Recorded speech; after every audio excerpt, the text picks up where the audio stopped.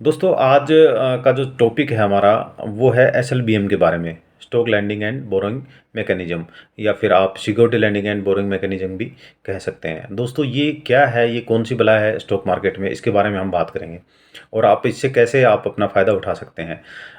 दोस्तों ये सबसे पहले जान लेते हैं कि काम कैसे करता है ये।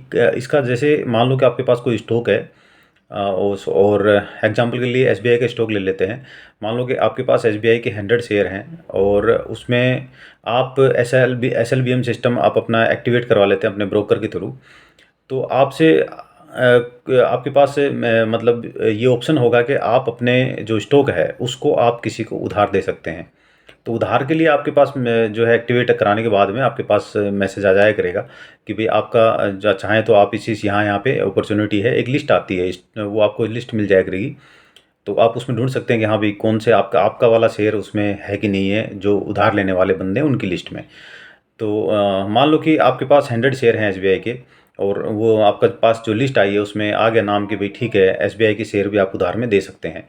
तो उसमें होगा ये कि आप कुछ टाइम पीरियड के लिए उसको उधार देंगे और वो आप खुद फिक्स करेंगे। पहले तो लेने वाला बंदा कहता है कि मुझे 6 महीने के लिए आपके शेयर उधार चाहिए।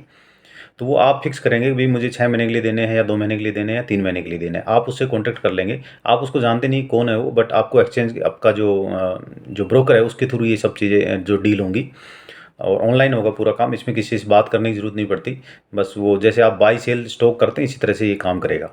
तो आपने सपोज करो आपने 100 शेयर उस बंदे को उधार दे दिए, और उधार देने के बाद में वो लेकिन उधार देने से पहले वो बंदा आपसे कंफर्म कर लेगा रेट, या फिर जो है आपके पास जो लिस्ट आएगी वहाँ पे लिखा रहता है कि भाई कितने परसेंट के उस पे ब्याज के ऊपर में आप ये शेयर उधार दे सकते हैं।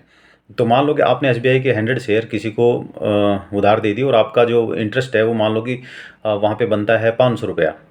ठीक है, 1 महीने के लिए मान लो उधार दिए और 500 रुपये आपका इंटरेस्ट बनता है। ये एग्जाम्पल के लिए मैं बता रहा हूँ, इसकी फुल कैलकुलेशन आप जब काम करेंगे तब आपके पास आ जाएगी। मोटा मोटी मैं इसमें बता देता हूँ बेसिक चीज़ें। तो जैसे कि मान लो कि 500 रुपये में डील होगी आपके साथ में, तो 1 महीने के लिए आपका जो शेयर है वो उधार चला जाएगा दूसरे बंदे के पास, यानी कि रेंट पे चला जाएगा वो। और वो बंदा जिसके पास गया है वो अपना काम करेगा और आपके शेयर वापस कर देगा जो आपका टाइम हुआ है, जो कि जितना दिन फिक्स हुआ था कि भाई 1 महीने में जो एक डेट फिक्स हो जाएगी इस तारीख तक। तो आपके जो है स्टॉक फिर से आपके पास में आ जाएगा। अब इसमें बात ये आती है कि वो बंदा आपसे कोई, या फिर कोई भी बंदा आपसे उधार क्यों लेगा।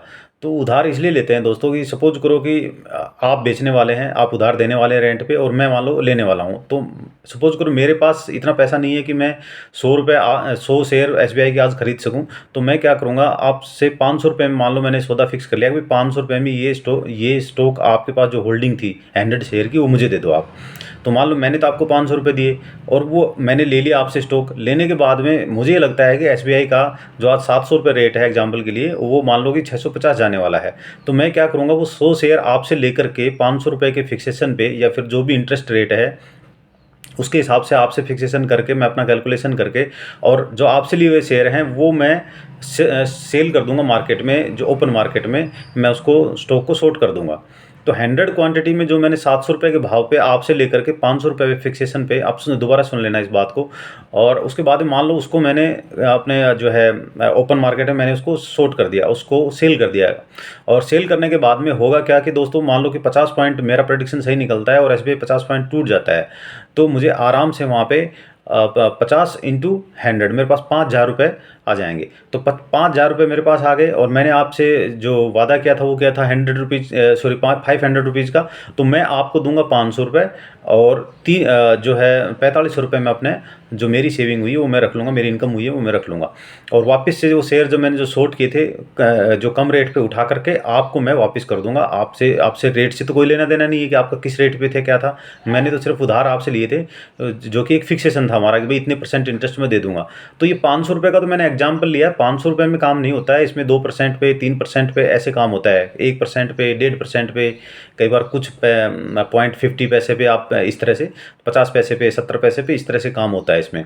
तो कई बार बड़ी अपॉर्चुनिटी भी आ जाती हैं स्टॉक में कि हमें 3-3% का भी रिटर्न मिल सकता है, महीने में 2% का भी रिटर्न मिल सकता है, कभी कम मिलता है, किसी महीने में नहीं भी मिलता है, ऐसा रहता है। बट ये अपॉर्चुनिटी यदि आपके पास आती है तो जो स्टॉक आपने ऐसे रखे हुए थे फालतू में, जो कि आपके अकाउंट में रहते थे हमेशा, जो कि आपने काफ़ी दिनों के लिए रखे थे, उनमें और तो कुछ तो इनकम हो नहीं रहा है, तो एटलीस्ट ये इनकम हो जाएगा। अब इसमें क्वेश्चन ये आता है कि मान लो कि 700 पे जो शेयर था आपका, तो 700 के ऊपर आपने किसी को दे दिया उधार में और स्टॉक का रेट बढ़ के 750 हो गया, तो आपको 50 पॉइंट का फायदा मिलेगा कि नहीं मिलेगा उस पीरियड का, क्योंकि वो तो आपने जो है दूसरे को रेंट पे दे दिया। तो रेंट का मतलब ये नहीं है कि स्टॉक आपके पास नहीं है, स्टॉक आपका ही है, आपके पास ही है, आपको पूरा बेनिफिट मिलेगा।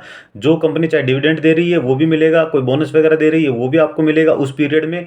बस सिर्फ जस्ट आपने 1 महीने के लिए किसी को उधार दिया है, बाकी स्टॉक आपका ही है, आपके डिमेट में ही रहेगा, आपके पास ही रहेगा वो। आपने खाली डील की है उससे कि भाई ठीक है, मेरे ये 100 शेयर मैं उसको उधार पे दे रहा हूँ, तो वो उधार पे 1 महीने के लिए दिए, आपके डीमेट में वापस आ जाएंगे, वो कहीं नहीं जाते। स्टॉक में आपका जो है वो खाली एक डील होती है आपके साथ में, तो उस डील के अंदर में आपका एक एक्स्ट्रा इनकम हो जाएगा। जैसे कि आप अब देखते हैं कि बैंक में मान लो 7% के करीब करीब इनकम आती है हमारे, 7.20 या 7.30 के करीब करीब आती है।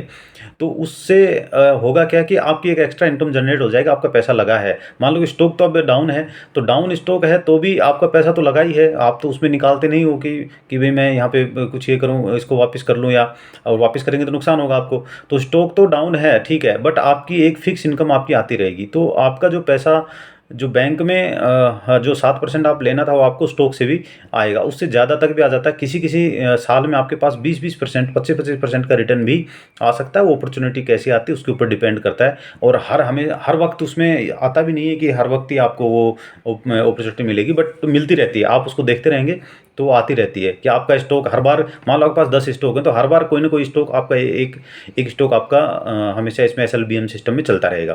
कई बार सारे भी जा सकते हैं, तो कुछ भी हो सकता है, वो तो आपका मतलब किस्मत के ऊपर डिपेंड करता है कि भाई ठीक है इसमें आया है, तो वो काम आप कर सकते हो। इसमें कोई ज़्यादा झंझट वाली बात नहीं है, सिंपल प्रोसीजर है। आप बाकी इसके बारे में ज़्यादा जानकारी चाहिए तो अपने ब्रोकर से बात कीजिए। आप जो जो भी है, चाहे आपका जीरोधा है, एंजल वन है, या फिर एलाइस ब्लू जो भी है, उससे आप बात कीजिए। वो आपका जो वहाँ पे केयर वाला जो होता है वो बता देता है। जैसे जीरोधा में तो बिल्कुल क्लियर बताता है, मैंने बात किया था, वो बिल्कुल सिंपल तरीके से बताता है। तो मैंने उसी से ये चीज़ें जानकारी ली थी, मैंने कहीं से सुना था SLBM का।